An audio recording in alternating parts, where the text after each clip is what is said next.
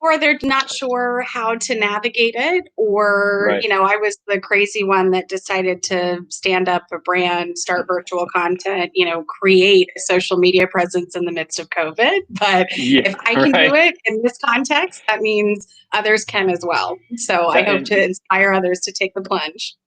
yes, and that's what we have in common, because you and I both kind of, in purposely, inadvertently, in March took this plunge, and now we're on this journey. We don't know what's around every next corner. But welcome to the Starter Forums, Sarah. And you know, we were talking before we started recording just about how you're one of the few people I know, in the city that we live in here, that is really getting serious about virtual content and content based entrepreneurship, right? And this idea of developing, we call it virtual products as a broad term, but definitely content based products to create, take a services business basically somewhat fundamentally, and make it more scalable, which really is going to translate into a bit more freedom and sanity for the founder. Right. Eventually, yeah, that's the goal. Eventually. I mean, that's where we're going. I mean, right? Laying the foundation, right? Right. So talk about that right off the top before we kind of get into your backstory, but right off the top, like, why work so hard? And I kind of gave it away, but why work so hard for this content development and virtual product development? Yeah, Alan, you nailed it when you said it's a growth plan. I Mm-hmm. am a services based business at my core. I'm a lawyer, general counsel. I realized really towards the end of last year, early this year, before we got hit with the pandemic, which was its own Mm-hmm. catalyst for this process, but that I really had reached a point of, one or two more big clients or a handful of, mid-tier clients. And I really had hit my personal bandwidth. I had the decision point of having to hire or figure out another way to scale my business. And I really, as a solopreneur, and then with the pandemic hitting, not knowing how that would impact my business, that looking into products and user experience, right? Delivery of Mm-hmm. services as a way to scale my business other than the traditional legal services. I hate to say it, Right. but most law firms are built on kind of a Ponzi scheme of a couple originating partners and a lot of associates working their book under it. And there's a lot of turnover. I've lived it. I'm my I'm own glad, business owner Sarah, I'm now, glad. but Sorry to interrupt, but I'm glad this is going into our private member area. when you referred to the Ponzi scheme, this won't be public. yes. And you know what? I talk very candidly with my fellow lawyers because, We a laugh. lot of them say, right? Yes, How of do you do course, of this course. so differently? And you've got to think outside Hmm. the box. I love it. I love it. That's what's great, Sarah. You're candid, and you're funny, and we say things that are mostly true, but also fun to say because they're true enough to be funny. And you're right. Like a law firm or a services firm, or kind of any kind of services based firm that's dependent upon people to get the work done. The only traditional way to scale is to continue to add bodies, as we say, right? Add more bodies to the equation, which can work, and is okay. In fact, Tribridge here locally, which I spent a part of my career in, when I started with them, they were like close to 50 employees, and they sold at 800 employees, and but for more than $100 million. What a wonderful, what a big success story for Tampa Bay. But nowadays, we can, with this content product, virtual product stuff, we can scale without bodies per se. Mm-hmm. Yeah, and Right. Alan, I don't demonize it. I do plan to hire, but was really Yeah. taking a look at what's most agile, adaptable. Hmm. Making a W-2 hire is a big financial commitment. So, Hmm. I realized there was another way to scale than that kind of Hmm. traditional path of starting to hire on lawyers. So Well, here's where I landed. to your point, make no bones about it. You have to still build a team. I mean, Oh yes. you still have to build a team, but let's just keep it real. You can build a fundamentally small team, and get to very strong revenues if you go content, right?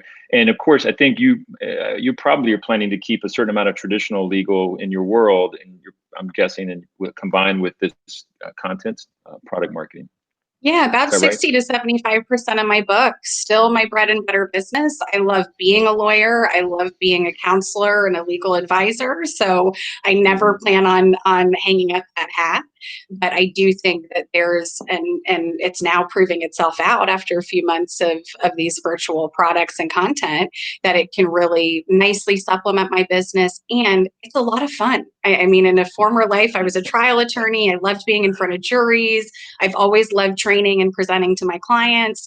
So why don't I take that skill set and passion and make it something that can help scale my business?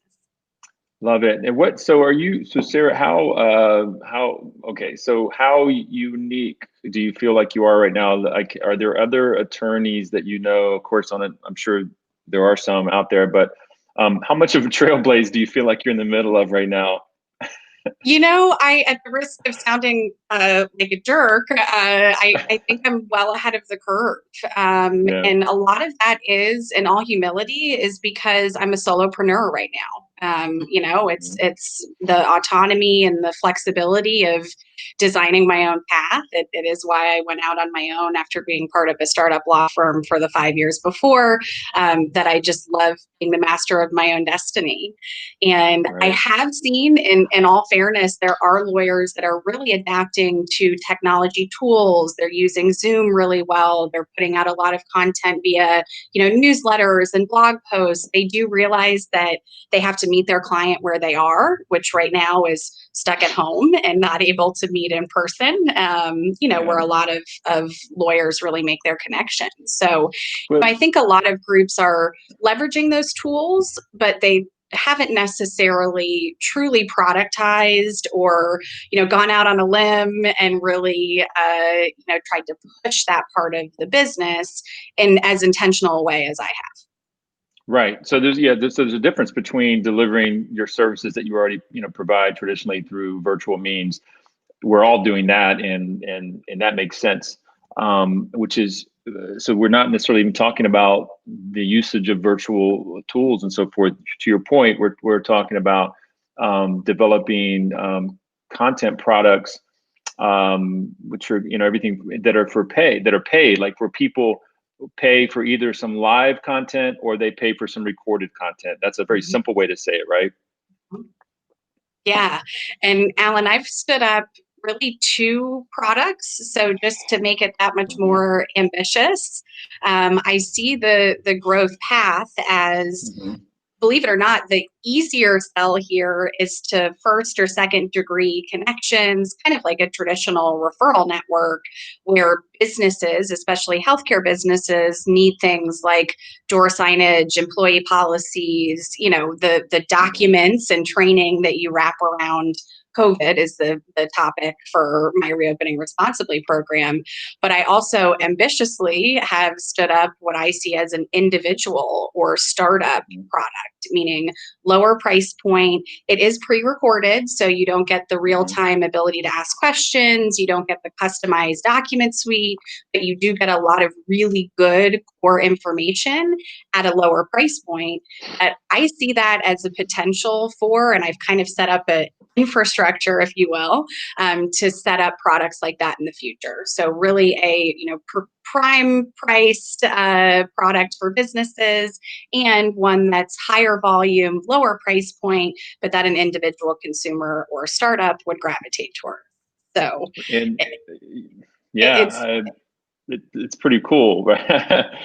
cool, and it's been trying to figure out the art form of catering to different audiences, and that has been the steepest part of the learning curve. My what I call the crash course for individuals is a really different persona, audience, avatar, whatever term you want to use, versus what's really the business product that candidly is a network I've already kind of driven. So the wild west of marketing to the Facebook and Instagram and LinkedIn universe that I've not had contact with, that's been the steeper part of the learning curve. Right, that's like still ahead of you a bit, right? Cracking the code on that stuff, right? For You've been sure. mostly probably working your existing mailing list, I'm guessing, and your client spheres. I'm sure is what you've been currently your first step, right? Absolutely. And candidly, that's what my goal in all of this was, to at least have it pay for itself, right? I always have lofty goals of a certain revenue target, but that happened very quickly through just some of that outreach, right? Some clients I've worked with before, or nice referral sources that, keep your ear to the ground. So that was a pretty straight line sell, and has justified launching the product in and of itself. So I was thrilled at that, and continue to sell that business product. The personal product, the crash course, is more of a, Facebook ads and some organic social media growth. And for that instant gratification hit I'm usually looking for, it takes more patience. It takes a lot of kind of delving into, who your ad is reaching and what the demographic is, and tweaking your messaging. And that's been much more of an exercise in patience than I was ready for, but it's definitely paying off. It's been a great learning experience. And Logan, feel free to jump in if you have a question. Anything so far? I was thinking, I have like 5 different things to say. I didn't know. Do it. Let's do it, man. Do it. Waiting till the end or not? No. Right. But yeah, like everything you were just talking about kind of really applies to me personally. I don't know. I work with Alan with Plan Your Start, but I also have a personal startup endeavor that I'm working on in UT's incubator program. And like one of my biggest personal issues with the startup is like knowing what to do legally, because I feel like no one does. And we took like business law classes in school, and you get a lot of like general information, but when I found, at least for myself, when I started actually like looking into how I should be protecting my intellectual property and like some of those things, it's really complex, but it's also it's not one path. Like it's different for every different startup or every idea. Like it changes all the time. And so when you were talking about those like pre-made kind of videos for people, I immediately thought like, is that the type of thing I could like learn exactly how to file my provisional patent as a startup entrepreneur, and like learning what I have to do and like the correct way to like do wording and all those weird things that you don't really understand and like are scared about, because it's like big scary law stuff that like you don't want to. Logan, I love getting this feedback, because this is direct customer feedback. This is like a discovery call I would do with a new client. To add to, and this hasn't been the focus of my products now, but it's been a core part of my business and something I want to build out, is template documents. Your employee handbooks, your trademark filings, your stuff that candidly, it's never turnkey. This is where the lawyers that are listening are cringing a little bit, because there is never such a thing as one size fits all. But every document doesn't have to be drafted from scratch in 6-minute increments and cost you an arm and a leg either. So I've developed some flat fees, some basic operating agreements, some employee policies, those kind of more turnkey documents that for smaller and mid-sized businesses, I'll do flat fee or very cost effectively. So, that's another direction that I'm taking the productizing. It's not been a part of my current marketing push, just because COVID is the issue of the day. And I've got a unique perspective. I've been very hands-on working with healthcare providers across the country, where that's the message I want to deliver now. But I love to hear that, Logan, because that tells me that others are going to gravitate towards it. And it's been successful even in my first year of business, and companies reaching out for those kind of products. So the stuff that's not rocket science, but that is really core to helping you build and scale your business. For me, that's also a great point of entry. You don't yet need me on a consistent basis to be a general counsel client, but we've met each other, we've worked together, we've built that relationship. So when you scale to that point, it's a good problem to have, right? That you need more legal presence. I want to be the first person you call. Yeah. Can I want to comment on that too and say, so what's interesting, what Logan described is that's basically an opportunity for an intellectual property attorney to do so Sarah, you kind of work in the the policy procedure, lack of a better word, HR world of corporate, and that's an area of expertise. And so you're able to chop up and vignette all of your knowledge into chunks and pieces and documents, and that's amazing. And hopefully you can grow fast enough to add like a whole intellectual property, Would love piece of the to. business, and you'll Would probably add an attorney of that expertise to your team or something.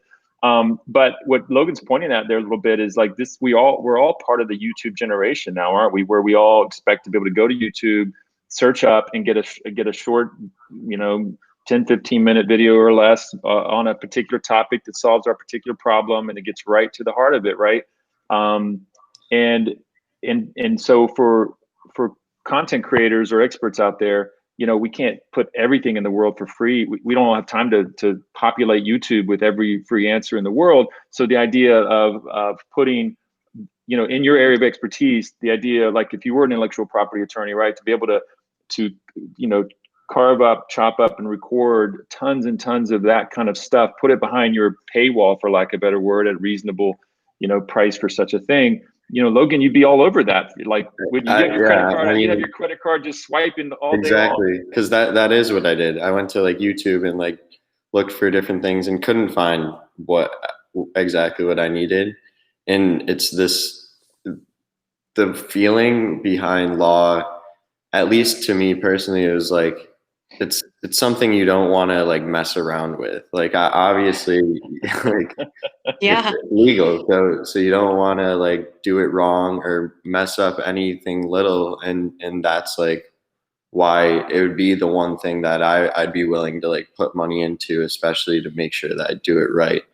But knowing that I can't pay enough to like for full counseling, like you said, but still do the work on my end for a smaller price. That's like exactly something that I would definitely. Yeah, it's definitely, it's an issue with the legal industry at large that I'm trying to solve for by having, these different products, different really efficient ways to deliver things. It goes back to the traditional billable hour model, that if you're tracking your time in 6-minute increments and you're having to pay for associates to work on, you talk to the partner, but there's associates working it, there's a lot of inefficiencies in billing and in the end product that the client ends up paying for. And the reality is, if you take a step back, what you're describing, Logan, about not wanting to have a foot fault on something legal, you're calling a lawyer because you either have a great opportunity that you want to protect and build on, or you have something that's threatening your business that, is keeping you up at night and you need somebody to help protect you. Those are two scenarios where you really want to trust and and be able to reach out to your counsel and not be afraid of the bill. And it is absolutely true that you can't scale a business on free work, but you can scale a business on efficiencies, on not reinventing the wheel, on, client delivery that's really clear. I'm big on, I'll do a first level review of a document before I will let you know what I think it's going to take. I'll estimate the work for you on the front end so that this is an investment I want to make or I don't want to make. That kind of radical candor and transparency is so important to trust building in that relationship. And unfortunately, a lot of law firms just aren't really set up to do it that way. But it's just a better way of doing business with small to mid-market companies. You don't have an unlimited legal budget. So tell me what I really need to spend on and be transparent about what it's really going to take to get there. Do a lot of KPIs, a lot of project management tools, things that really keep us focused on what does that roadmap to success look like for both of us. That's awesome. Yeah. Thank Yeah. you. And there's a lot of these, and about these, Sarah, there's been a whole explosion, if you will, over the last few years of these, discount 1-800-LAW, call a lawyer services out there, right? And of course, a lot of them are tailored towards personal injury and things like that. But I'm noticing more and more, and about this, there's a lot of, $30 a month, $50 a month or something like that. Even on the business side where, you can always get to a lot, but I've tried them actually, and they're not bad, but for sure, it's budget discount and you don't know who's on the other side of the phone. it's definitely very spotty in terms of, can you really rely your whole business on a $30 a month, 1-800 law service, right? That's a little scary, and you got to question the caliber of what you're going to be getting. What you want to comment on that, because that's out there. Yeah. And as a matter of fact, it's challenging the legal market to compete with that, right? The LegalZooms, the Rocket Lawyers. What I can tell you about those, and your experience that you described, Alan, is a common one where, yes, you get a document, but you don't know who's on the other side. You don't really have a chance to ask questions or to really customize and tailor it to your business. So that means there's a big gap between, the low cost LegalZoom option and the silk stocking, $450 an hour and above lawyer. And then there's this whole swath of businesses in between that need something better than LegalZoom, but don't need to pay an arm and a leg. And that is a truly underserved part of the legal market. And so many growing businesses fall in that category. Yeah, and I think one last topic on this, and by the way, I know of a few of these discount budget players that are right in that middle, and it's not about, they actually will get a lawyer on the phone with you for that range. It's like a monthly recurring retainer, but it's at a low budget point, and then that's where they're trying to fill that, but it's very questionable about the quality and all that goes into that. Whereas one of the beauties of content marketing, by way of, let's use video for example, the consumer, Logan for example, gets a chance to actually see the credibility of the person that is delivering the content. And frankly, too, the thing I want to touch on is you don't always need to actually engage or talk to the human. You may have to smack me for saying this, Sarah, but there is some DIY legal stuff that one can do. I do a lot of my own contracts. I'll just admit that right here. And that's, we don't necessarily recommend that all the time, but I've got templates and I'm careful with it. I don't do things that are dangerous with that, but it's great. It's great to have a trusted expert, talking about things that you kind of can do yourself, but be aware of this stuff, go get that done, but kind of educate me on something simple. I shouldn't be doing it by myself kind of completely willy-nilly, but it'd be great if I could get some good guidance. Like look at, with Logan and students, like give me great, you're an expert, you give me really good sound advice and guidance around this piece of this thing that I could do myself or could get help. There's always that. And then there's things you definitely don't try yourself. But to have someone speak to me and then guide me to the things that I need help with and so forth, right? So I guess what I'm getting at is like there's educational things that you can do from me without ever talking to me, without ever engaging me, and still helping me. Yeah, and I love that when you talk about members only content, or maybe it doesn't have to be a high price point, but that's a great recurring revenue driver for me. That's attractive from that perspective, but making sure that the content you're getting is relevant and helpful. I mean, 30,000 foot view, I always say if you're adding somebody as an equity player, right? Somebody that's either investing in your business or getting a piece of your equity, you want to make sure that's papered. I know that sounds like common sense, but that's a lot of handshake deals are made that then fast forward a couple years when the business is valuable and there's a disagreement that can really boomerang. I'm sorry to interrupt, but see, like right there, that's an 8 to 10 minute video of you just explaining how important it is, and you just gave someone value just from a consumption of that. So that right there, that could be a free YouTube video, or it could be kind of an inexpensive piece of content in your world, but you likely, if someone gets that at the right time, they likely kind of go, you change the course of where their thinking was just with that short amount, just something that small. Absolutely. Employees versus contractors, where to watch out for tax pitfalls. And I'm not a tax attorney, but I can tell you the types of things high level that could get you in hot water. Really just knowing your lane lines of here's where I definitely need legal because it's a bet the company issue if I don't, versus here's where I can really kind of budget around it. And there are things that you need you start a company versus what you need at year 1 or year 5 or at an exit that are very different. So yes, I would love to be the person, and candidly, I'm still working on the content and figuring out what that's going to look and feel like. But would love to be the person that can give you those lane lines and then help you execute in between. And I still rely a lot on, to your point, Logan, when it's things like patents or some things that can be more complicated or more intensive, anything involving kind of state or federal regulatory agencies, you probably do want a lawyer involved, at least as a sounding board. And you want one that will tell you, okay, if I do need your expertise, what is it going to cost me and what does that timeline look like? And so many people are frustrated about not being able to get a straight answer from a traditional law firm. So I see a ton of opportunity in that, and that's up next.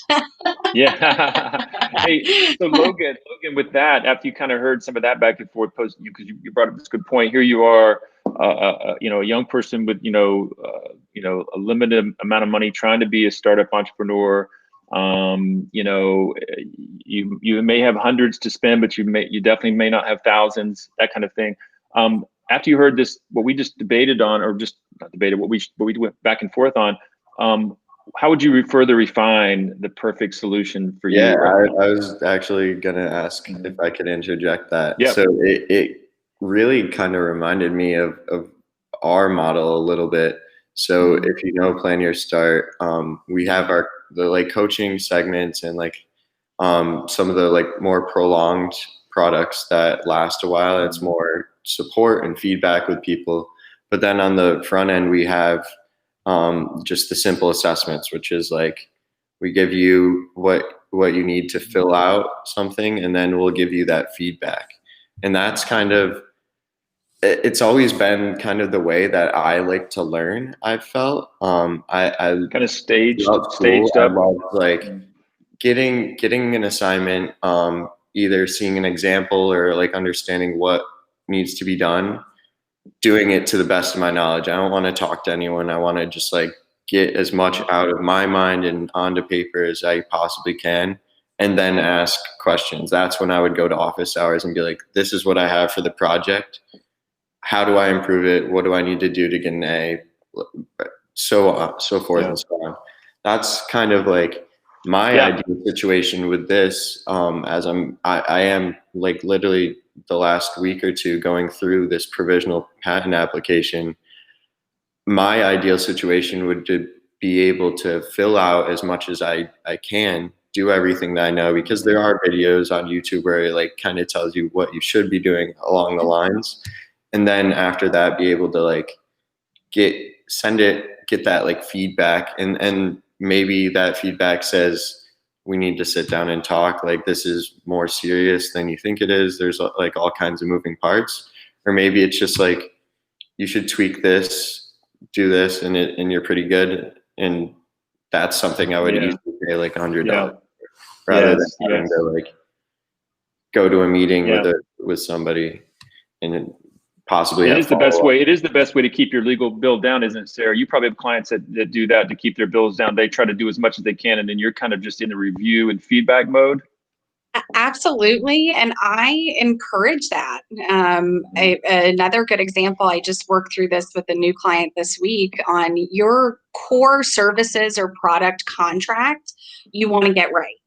And you also don't want to have to go to the lawyer every time you get pushback on a provision or you get a question on something. You should be able to do 95% of your own sales based on your core contract without legal involvement. But if you have a lawyer look at it on the front end to say, here's a few recommendations on some areas of risk or things I've seen in my practice that you might not intuit, might not be common sense, then great. I've spent an hour or two to really build that out and protect you, but you don't need to be charged in 6-minute increments for every time you get a question. And I like to design them where the pricing and basically an SOW at the end of the contract, bake in all of your legal meat and potatoes in the core part, but then put all your business terms in an attachment so that you can plug and play. You like that fancy legal term? plug and play with customers as you do business deals, so that you have the flexibility that you can do what you need to. And it's only when somebody pushes back on something that feels legal or doesn't feel exactly right that you bring it to my attention. So I encourage that, because my model's built on efficiency and transparency. And I've quoted you a budget on the front end that actually doesn't help me to handhold. But of course, am there to act as a sounding board and answer any questions you have. So, Logan, I wish I was more of an IP attorney. I've got some great referrals for you. That is one thing that I'm careful about not giving advice on, because it's not wheelhouse. Yeah. General counsel is really like an in-house. I mean, it's a fancy legal term for who you would typically knock on their door, contracts, corporate, HR, things like that. But there's a lot of areas of law where I know a lot of IP lawyers that are doing flat fee or alternative fee arrangements. They're being forced to compete with some of the rocket lawyers of the world. And it's good for their business too. If it's more routine matters that they've got good template forms, they can knock it out in a 1-hour call. That's good for everybody. So there's definitely more of that. It's just the legal profession's like any kind of ass backwards profession, that it's slow to catch up to the rest of the world. Awesome. Hey, thanks for those comments, Logan. Questions. This is a good topic. Sarah, I have one thing to ask you about, a little bit of a challenge. So I know you're developing some of your paid content. You're getting some good traction with that. It's working well, but there is, I think, something that we kind of know to be universally true, and it's pretty proven, that that for many, or for some, putting out, if you really kind of want to break through in a bigger way, putting out a certain amount of free valued content is a way to not only help a lot more people, but then also lead generation, of course.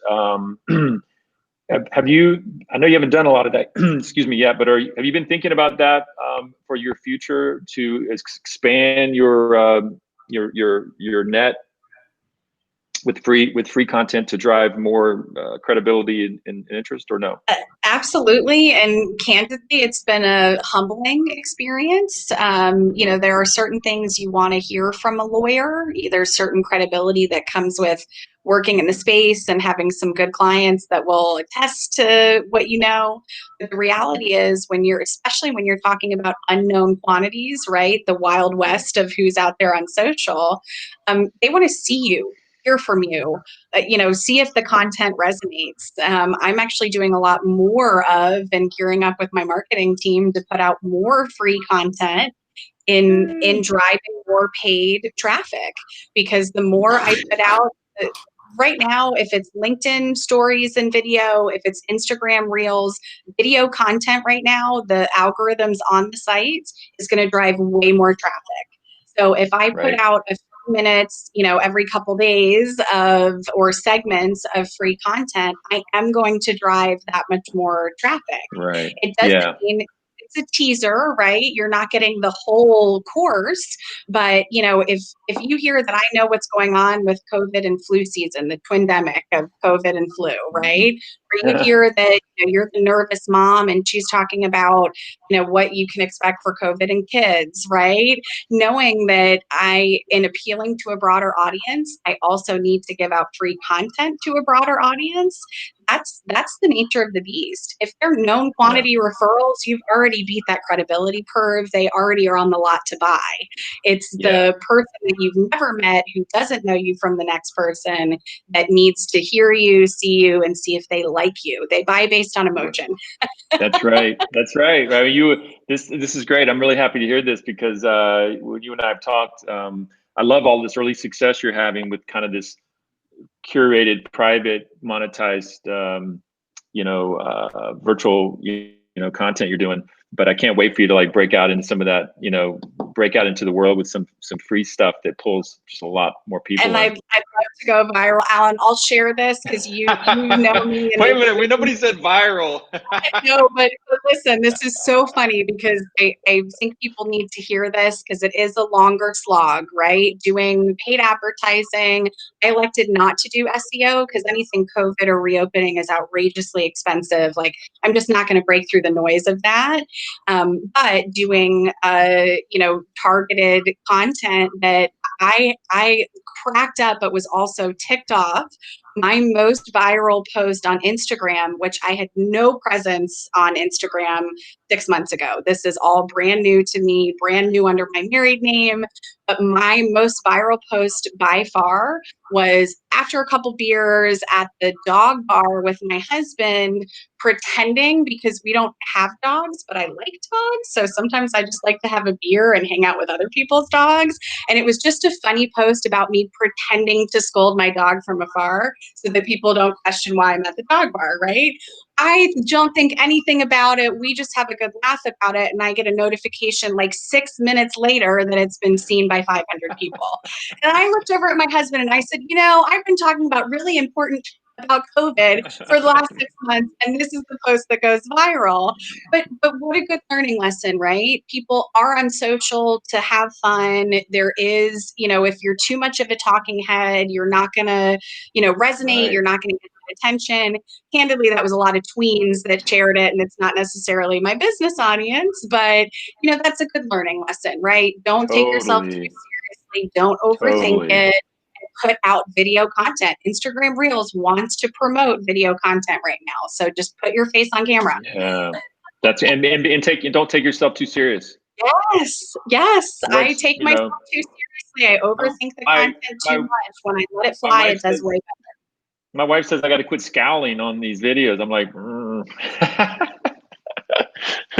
because I do. I mean, I don't know. Maybe it's because I can't see very well anymore. I don't know. I think it's a thoughtful face, but Yeah, I think you put out a lot of great content, Alan. You're very conversational. But yes, I have to watch about the brow furrow too, right? Yeah. Maybe scowling will be my brand. Maybe I can go with that.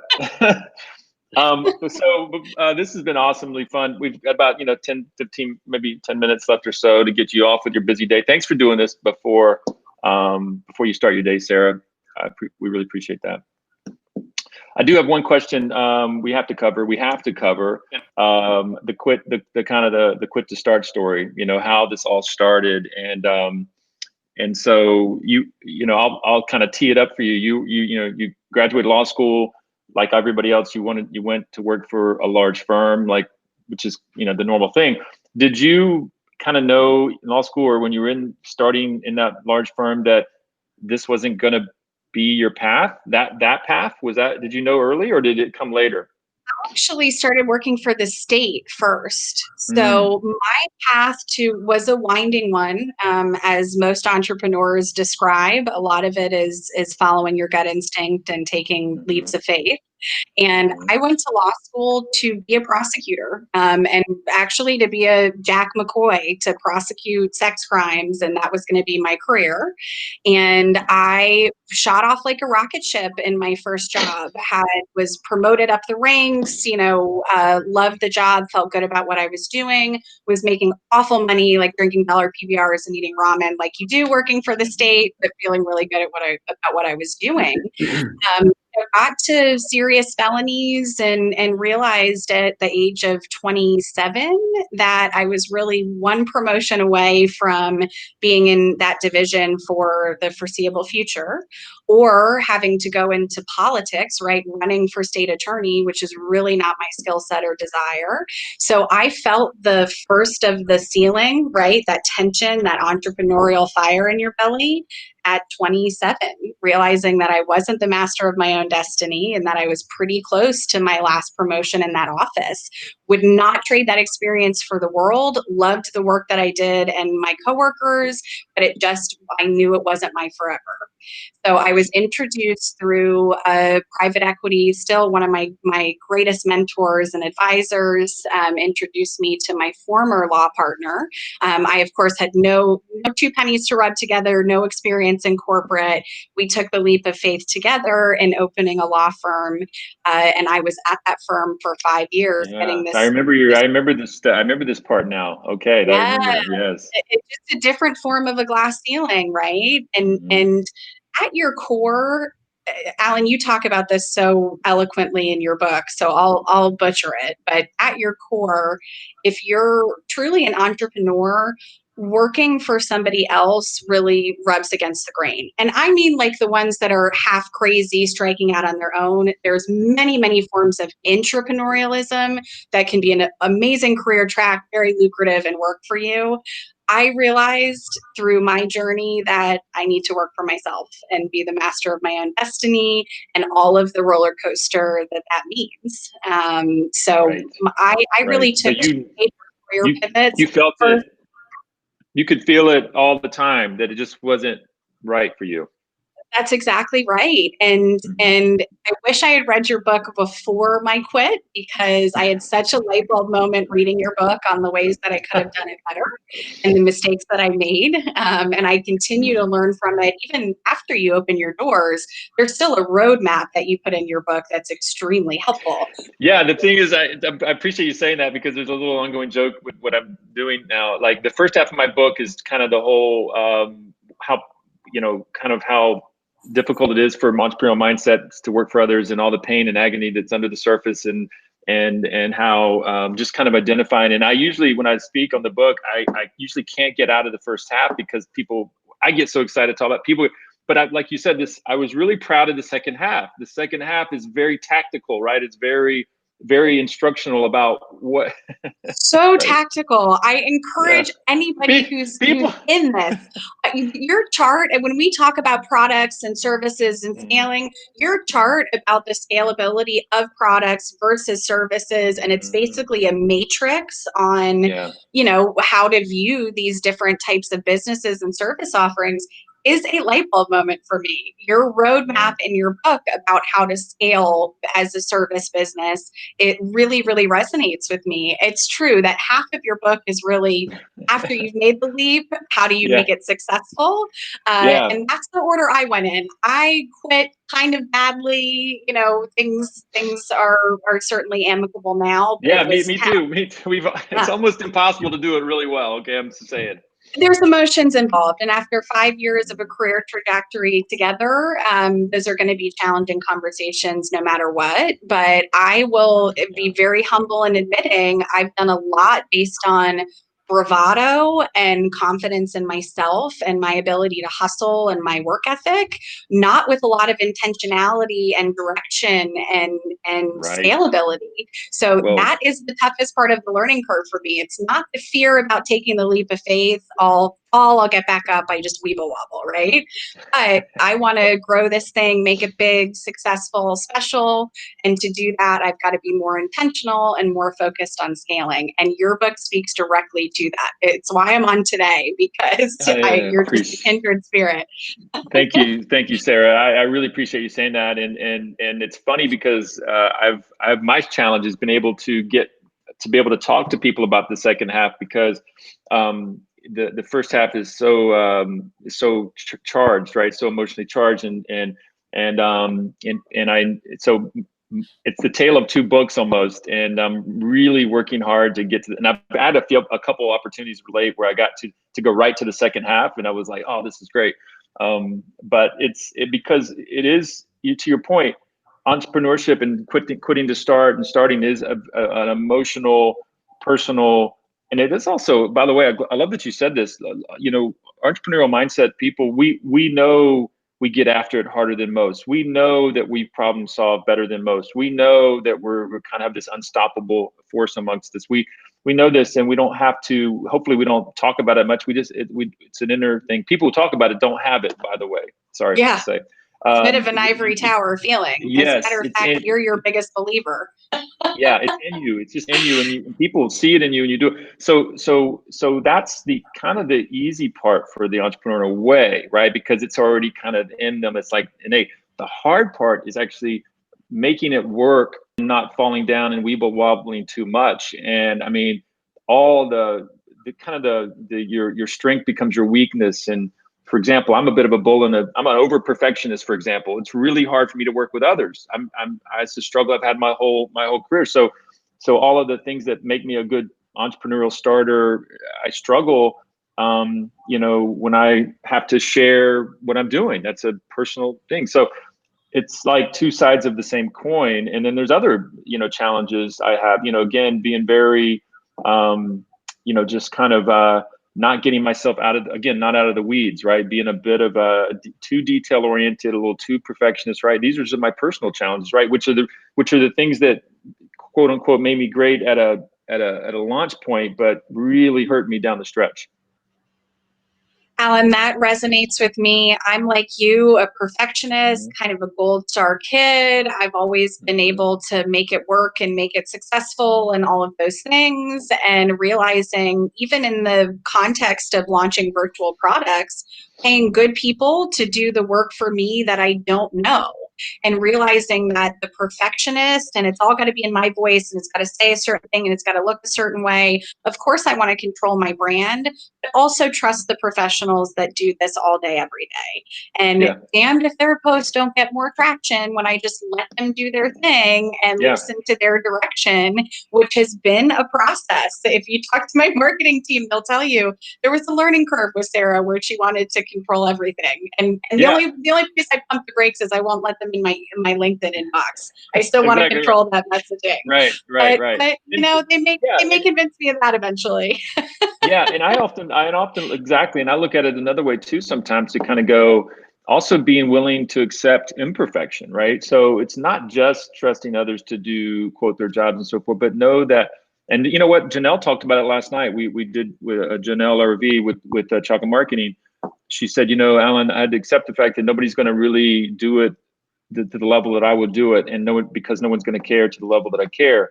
And so it's not only being able to let others, but also being willing to let it sometimes be subpar. I mean, I hate this, or sometimes be mediocre, because if you were doing it yourself, man, you would have done that extra thing to make it extra. And some things that's okay, but some things it's not. And that is the real struggle for a founder, isn't it? To accept because when you do everything yourself, you can make everything perfect, and there's almost imperfection, but you can't move very fast. And then you let others help you, right? You've got like imperfections, and you see the imperfections, but can you like move past them and keep moving? Oh, it's really hard. It is, and especially in virtual content shines a spotlight on that. And I have the same struggle you do, Alan, with that. So much of it is fresh content and quick content, not perfect content.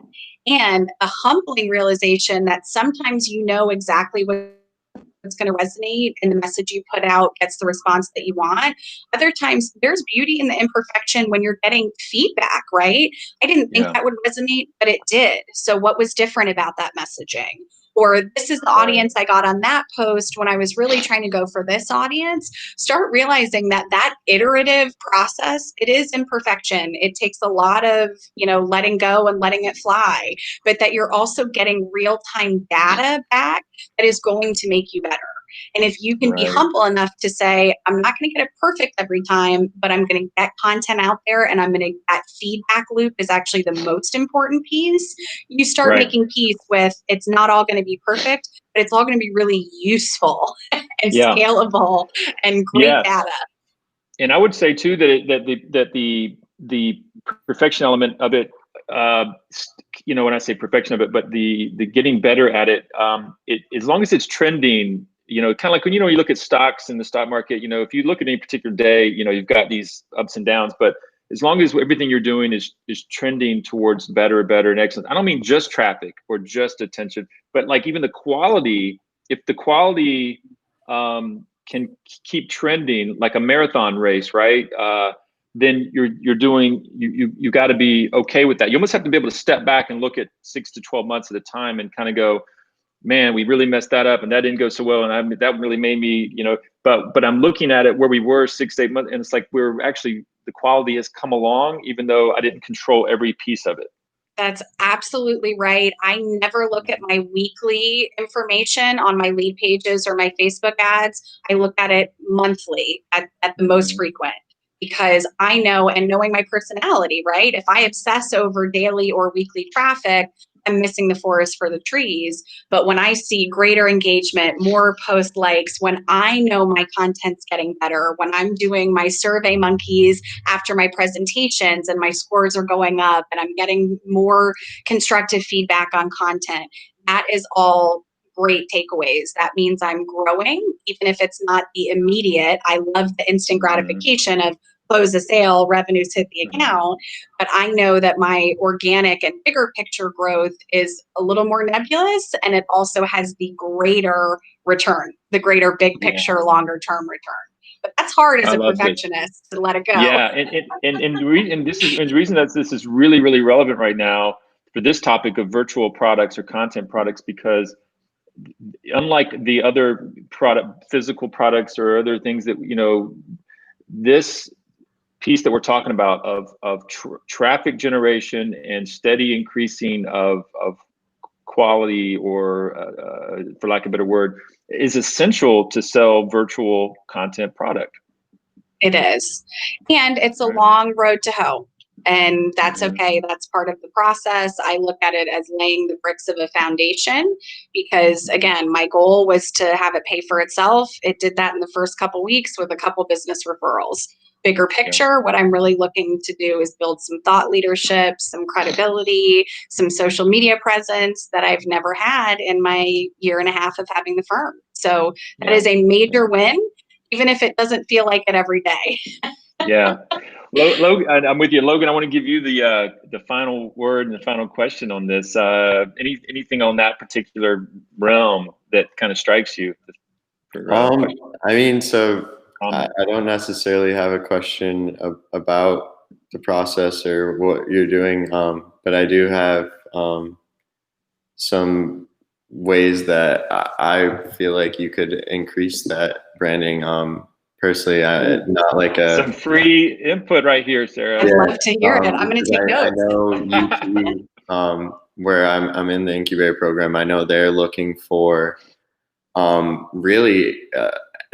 They have no entrepreneurial coaches that are in the legal field at all. And I know a lot of the people in my cohort are looking for the type of assistance that you're talking about. Like, they're bringing on their first interns and how to train them and things like that.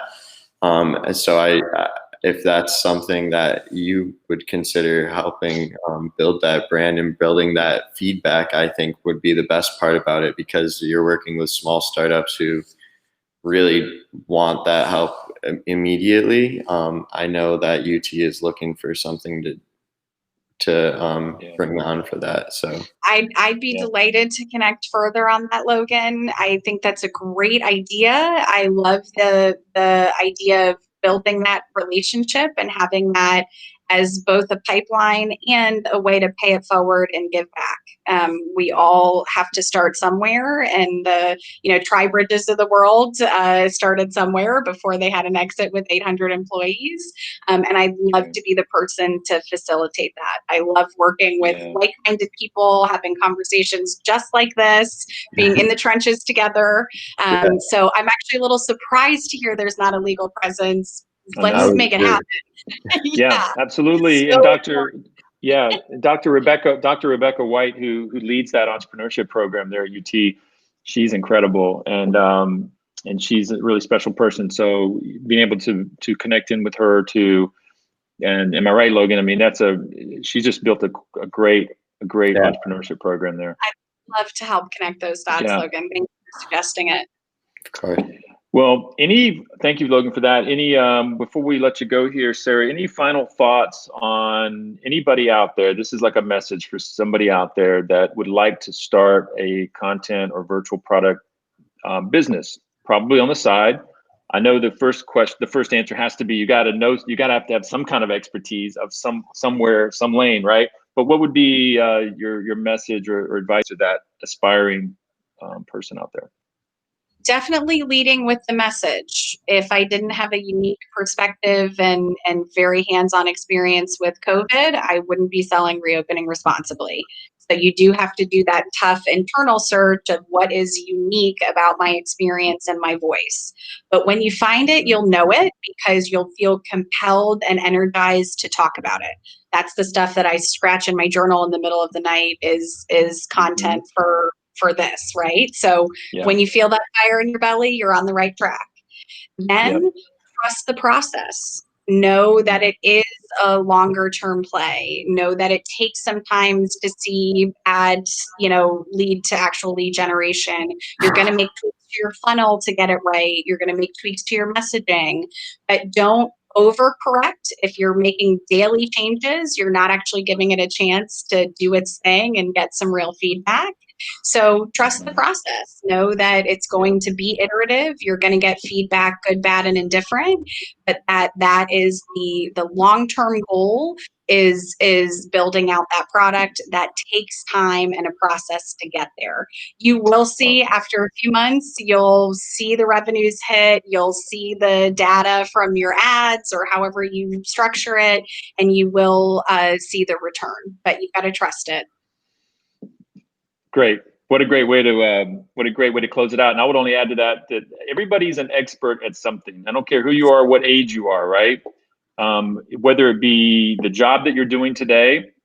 I've got a friend who he has a full-time job doing career advising at a major university. Okay, there's career advisors, right?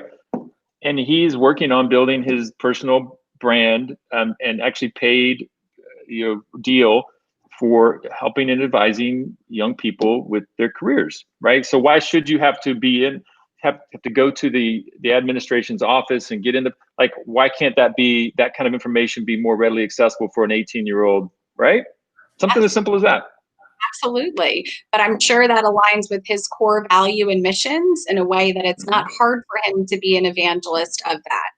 That's right. And in the short term, by the way, it benefits his employer. Like, even when if he's out there, doing the free stuff or whatever, like it just kind of work. You can even do it in such a way that you're upfront with your employer if you do it just right, especially if you go the free route first, just the educational free route first. There's just, again, everybody's an expert at something. And if you happen to be passionate about it, that's even better. It's kind of this is a new world that we live in, right? Mm-hmm. And Al, the other side of that coin is that if your employer is resistant to that or doesn't see the value in a personal brand, they don't have the same growth mindset that you do. So even having that conversation can be telling about your ability to grow as a person within an organization. So follow your gut. Right. That's right. That's funny. You know who else said this on my podcast? Who said, I was actually shocked, and Cheryl Hunter said that. Our mutual friend, who is an amazing attorney herself. I was surprised. She was like, it just came out and was super encouraging for people in jobs to step out with their personal brand. And I was like, whoa, wait, that to me, that was like, a lot of employers may be uncomfortable with that. And she was like, then she gave the same answer you just gave. It was interesting. From an attorney, that was the opposite of what I expected to hear, because attorneys like to play things safe, and they generally are aligned with the employer, not the employees. And that's why I think she's going to continue to grow and scale with great hires. While a ton of business law as big picture, she's going to allow the attorneys under her, and does allow them, to build personal brands, personal expertise, to invest in their social media presence. That is a growth mindset law firm, and why they're going to continue to climb the ranks. Yeah. Well, is it sarahconnollylegal.com? It is. Right. All right, cool. So you're right on her heels, by the way. Hey, you know what? I love that. There's room for all the boss ladies. Right. She's got a few years on you, so she's got a head start. She has a head start, but you're right on her heels, and it's so cool that you're friends with Cheryl. So it's Sarah Connolly, 2 N's, 2 L's. Yes, yes. And as a Sarah? matter of fact, that's been a learning experience with my new married name, that is not phonetic. So it's Sarah with an H and Conley with two N's, two L's. It's a mouthful. Sarah And Connolly figuring out the Legal. best way to deliver that quickly. It's actually not that bad. In your mind, it's Sarah Connolly legal.com is really not that hard. So I think it's pretty good. Well, Sarah, thank you again. We're right on the 9 o'clock hour. Thanks for spending your morning with us. We're going to get this. This is recorded. We'll get it up on our site probably within 24 hours, and let you know. That's awesome, Alan. It's been a blast. Logan, thank you so much for all the feedback. Thank you, This has been the best way to start my day. Thanks, guys. Awesome. I'm energized. Sarah, go get them. See you next Take time. care. Yeah. Bye. Bye, guys.